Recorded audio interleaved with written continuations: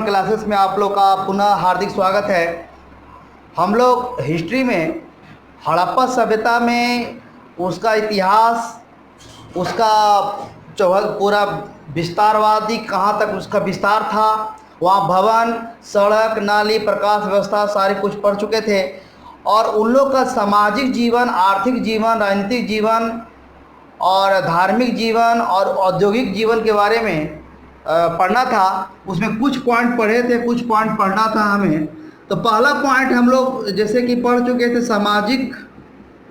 सामाजिक जीवन पढ़ चुके थे, आर्थिक जीवन भी ये भी हो चुका था। तीसरा राजनीतिक जीवन, राजनीतिक जीवन के बारे में पढ़ना भी है। राजनीतिक जीवन के बाद हम पढ़ेंगे धार्मिक जीवन और उसके बाद औद्योगिक जीवन। इसके बाद ये हड़प्पा का जो पोर्शन जो है ख़त्म होगा। परंतु ख़त्म होने के बाद आपको पूरा एक बार पूरा रिव्यू करेंगे और रिव्यू करने के बाद कुछ क्वेश्चन जो हमेशा आते हैं एग्ज़ाम में उसको हम लोग आपके सामने रखेंगे। राजनीतिक जीवन में कुछ हम लोग सामाजिक जीवन और आर्थिक जीवन के बारे में कुछ रिकॉल कर लेते हैं कि सामाजिक जीवन में कि वहाँ पर समाज 4 वर्गों में विभाजित था: विद्वान, योद्धा, व्यापारी और श्रमिक। वहाँ के लोग क्या थे? शाकाहारी भी थे और मांसाहारी भी थे। वहाँ के लोग दूध और दूध से बनी हुई वस्तुओं का इस्तेमाल करते थे। वहाँ पर मनोरंजन का साधन क्या था? पासा खेलना, शिकार खेलना, मछली पकड़ना वगैरह था। वहाँ के लोग शिक्षित थे, इसका पता हमें वहाँ की मुद्रा का मिलना रहा है कि वहाँ शिक्षित थे, परंतु उन्हें वर्णनात्मक ज्ञान का पता नहीं था। उन्हें चित्रात्मक के बारे में पता था।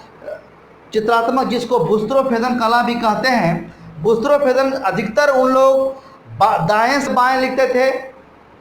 जब उन्हें और लिखना आ रहा था तब तो एक पंक्ति दाएं से बाएं, दूसरा बाएं से दाएं, इसी प्रकार लिखते रहते थे। उस कला को बुस्त्रोफेदन कला कहते हैं। आर्थिक जीवन में क्या पढ़े थे? आर्थिक जीवन में पढ़े थे कि वहाँ का प्रमुख फसल में गेहूँ, जौ, चावल, सब्जियाँ, बाजरा वगैरह था। वहाँ के प्रमुख जानवर में गाय, बैल, सुअर हो गया, बिल्ली, कुत्ता वगैरह थे। वहाँ था। वहाँ पर प्रमुख फसल में व्यापार जिसके माध्यम से होता था वो कपास था। कपास इतना अधिक होता था कि इसको सिंडन प्रदेश भी कहते थे, केवल कपास की अधिकता होने के कारण। आपको बताया भी गया था कि हड़प्पा सभ्यता में अधिकतर व्यापार लोथल से ज़्यादा व्यापार होता था। हड़प्पा और मोहनजोदड़ो से भी होते थे, पर ज़्यादा व्यापार लोथल से होते थे।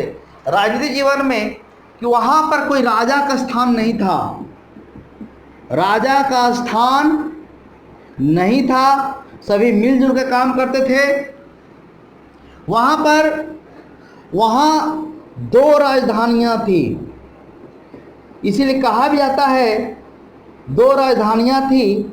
एक था हड़प्पा उत्तर और दूसरा था मोहनजोदड़ो दक्षिण।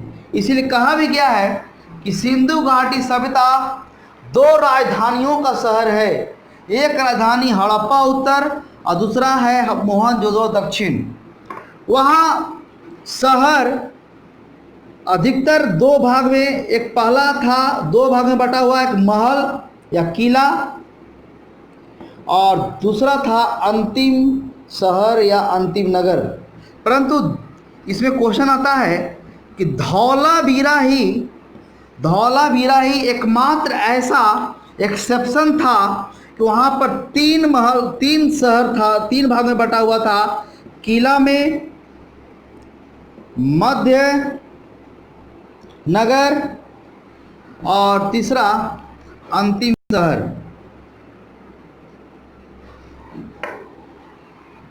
धार्मिक जीवन कैसा था उन लोग का?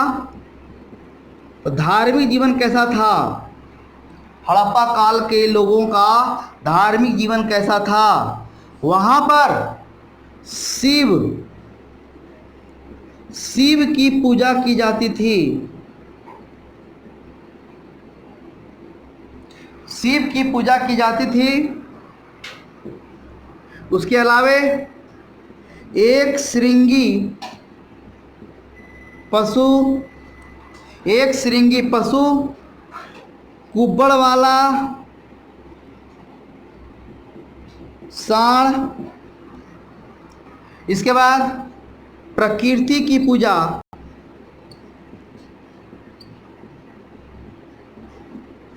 लिंग पूजा,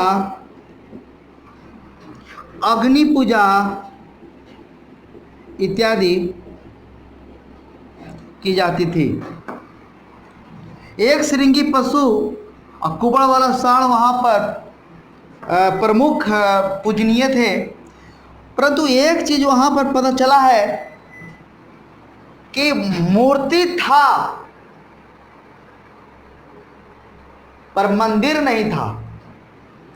ये बहुत है, यहाँ मूर्ति पूजा था परंतु मंदिर का निर्माण नहीं हुआ था।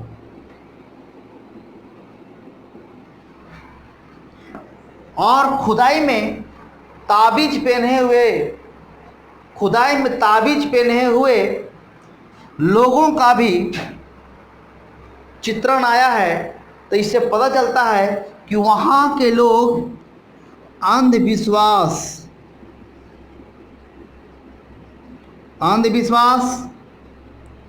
फिर भूत प्रेत इत्यादि में विश्वास रखते होंगे, तभी तो वहाँ ताबीज मिला।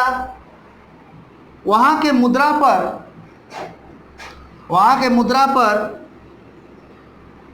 3 सींगों वाला पशु, जिसको 3 श्रृंगी पशु भी कहते हैं, 3 श्रृंगी पशु का भी चित्रण प्राप्त हुआ है। वहाँ के लोग धार्मिक जीवन में धर्म के प्रति ज़्यादा अंधविश्वासी थे। धर्म को उन लोग ज़्यादा मानते थे। धरती को अन्न की उपजता के कारण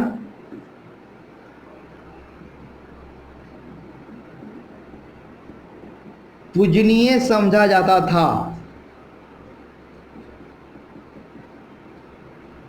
जैसा धार्मिक जीवन में है कि वहाँ पर किस देवता का पूजा?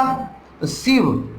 एक श्रृंगी पशु जिसका एक सिंह है, कुबड़ वाला सांड जिसे नंदी भी कहते, और प्रकृति की पूजा, लिंग पूजा, अग्नि पूजा, मूर्ति पूजा था, परंतु मंदिर का निर्माण नहीं हुआ था। वे ताबीज मिलने के कारण वह अंधविश्वासी थे, भूत प्रेत इत्यादि में विश्वास रखते थे। वहाँ के सिक्कों पर 3 श्रृंगी पशु का चित्रण प्राप्त हुआ है। धर्म के प्रति ज़्यादा अंधविश्वासी थे, यानी धर्म को ज़्यादा लोग मानते थे। वहाँ के धरती को इसलिए पूजते थे क्योंकि अन्न की उपजता वहाँ से होती थी। इस कारण धरती को धरती माता के तौर पर एक देवी के रूप में मानते थे। अब वहाँ का औद्योगिक जीवन कैसा था? उद्योग जगत कैसा था? वहाँ पर तांबा और टीन को मिलाकर कांसा बनाया जाता था।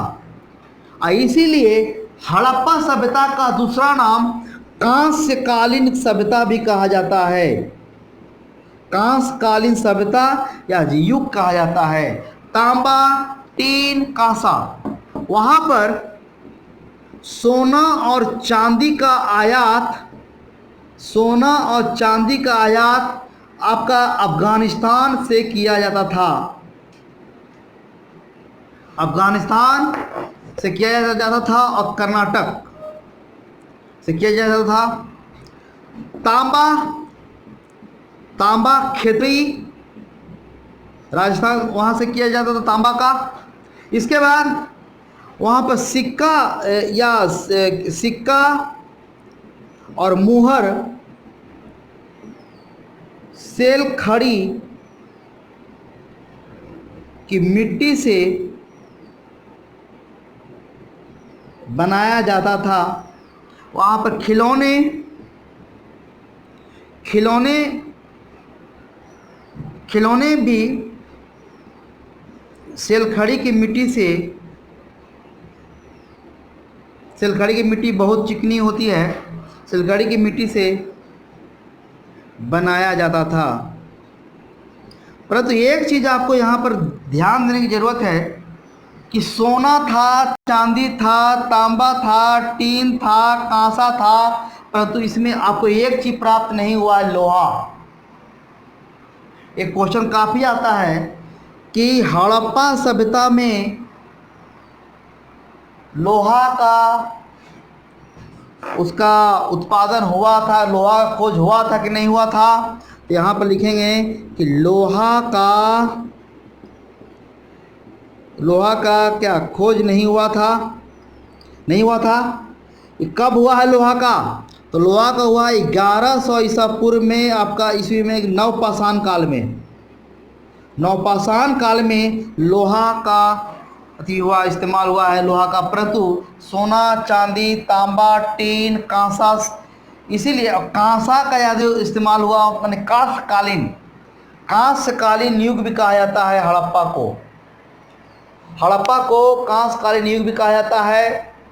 सामाजिक चार जीवन था: सामाजिक जीवन, आर्थिक जीवन, राजनीतिक जीवन, धार्मिक जीवन और औद्योगिक जीवन में कि वहाँ के लोग कैसी दिनचर्या थी, कैसा उन लोगों का रहन सहन था, कैसा पहनावा था, इसके बारे में पढ़े कि सामाजिक जीवन में लोगों का सूती वस्त्र इसीलिए कि कपास की अधिकता के कारण सूती वस्त्र ज़्यादा पहनते थे। शाकाहारी थे, मांसाहारी भी थे। उन लोग का जो दिनचर्या, उन लोग का जो मनोरंजन का साधन क्या था? पासा खेलना, शिकार खेलना, मछली पकड़ना, ये सब था।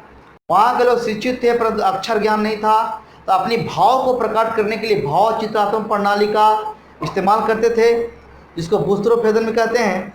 आर्थिक जीवन में वहाँ पर गेहूँ, जौ, चना, चावल, बाजरा वगैरह होता था। वहाँ पर दाल का प्रयोग वहाँ नहीं हुआ, ऐसा प्रतीत हुआ। वहाँ पर प्रमुख जानवर में गाय, बैल, कुत्ता, बिल्ली, ये सब वहाँ पर था। प्रमुख फसल, व्यापारिक फसल वहाँ पर कपास था। कपास की अधिकता के कारण वहाँ पर सिंडर प्रदेश भी कहते हैं। राजनीतिक जीवन में राजा का स्थान नहीं था, वहाँ के सभी लोग मिलकर शासन करते थे। वहाँ पर 2 राजधानियाँ थी, एक हड़प्पा उत्तर और मोहनजोदड़ो दक्षिण। वहाँ पर अधिकतर शहर 2 भागों में बटा हुआ, महर किला में और अंतिम शहर में। सिर्फ धौला भी नहीं एक ऐसा एकमात्र शहर था जो 3 भागों में विभक्त था। ये भी क्वेश्चन आता है कि हड़प्पा सभ्यता में कौन सा शहर 3 भाग में विभक्त था? धौला भी रहा, किला, मध्यनगर और अंतिम शहर। धार्मिक जीवन में वहाँ के पूजनीय देवता या मैं शिव को मानते थे। शिव एक श्रृंगी पशु, कुबड़ वाला साण, प्रकृति, लिंग पूजा, अग्नि पूजा, धरती, ये सब को वहाँ पर ज़्यादा पूजा जाता था वहाँ पर। परंतु वहाँ पर मूर्ति पूजा था, परंतु मंदिर का कहीं पर कोई जिक्र नहीं आया है कि वहाँ पर मंदिर भी था। वहाँ के लोग अंधविश्वास या भूत प्रेत पर विश्वास करते थे। उसका कारण क्या था कि वहाँ पर मैक्सिमम के लोग के गले में ताबीज़ वगैरह का इस्तेमाल हुआ है, देखा गया है। इससे पता चलता है कि वहाँ के लोग ज़्यादा अंधविश्वासी या भूत प्रेत पर ज़्यादा विश्वास करते थे। वहाँ के सिक्के पर 3 श्रृंगी पशु का चित्रांकन प्राप्त हुआ है। धर्म के प्रति ज़्यादा अंधविश्वासी थे। धरती को अन्न की उपजता के कारण पूजनीय माना जाता था। उद्योग में तांबा और टीन को मिलाकर कांसा का निर्माण करते थे। इस कारण से हड़प्पा सभ्यता का दूसरा नाम कांस्यकालीन युग भी है। सोना चांदी का आयात अफगानिस्तान वगैरह से करते थे, तांबा का खेतड़ी से, सिक्का, मुहर, खिलौने वगैरह सेलखड़ी, चिकनी मिट्टी का से करते थे वहाँ पर। तो ये सारा जो आपका जो हुआ, आपका जीवन, सामाजिक जीवन, आर्थिक, राजनीतिक, धार्मिक और औद्योगिक, ये आपका हड़प्पा के बारे में पूरी तरह चित्रण करता है। अब आपके सामने हम अगले क्लास में पूरा इसके जो जो क्वेश्चन आता है, बराबर आता है क्वेश्चन, उसको आपके सामने रखेंगे कि ज़्यादा किस पर फोकस करना है, किस पर ध्यान देना है। और आपको हम 5-10 मिनट पहले रिव्यू करेंगे पूरा टोटल कितना चौहद्दी है, कितना वो इसका नगार का, असना नगार का एक बार पुनः आप लोग भी एक बार वीडियो को एक बार आप लोग पुनः देख लेंगे। और देखने के पश्चात अगली क्लास में हम पूरा रिव्यू करेंगे और आपके समक्ष पूरा हड़प्पा और सिंधु घाटी से जो भी संबंधित क्वेश्चन है, जो कि यूपीएससी, बीपीएससी या जेपीएससी में टैकल होता है क्वेश्चन, वो आपके समक्ष रखेंगे। और आप जब भी बैठें तो इस प्रकार बैठें कि सिर्फ मनोरंजन करने के लिए वीडियो नहीं देख रहे हैं। इस प्रकार बैठें कि कुछ सीखने के लिए बैठें, कुछ जानने के लिए बैठें। एक कॉपी कलम लेकर के बैठें। जहाँ कुछ डाउट हो आप लोग कमेंट सेक्शन के माध्यम से आप पूछ सकते हैं, उसका निवारण अगले क्लास में किया जाएगा। अभी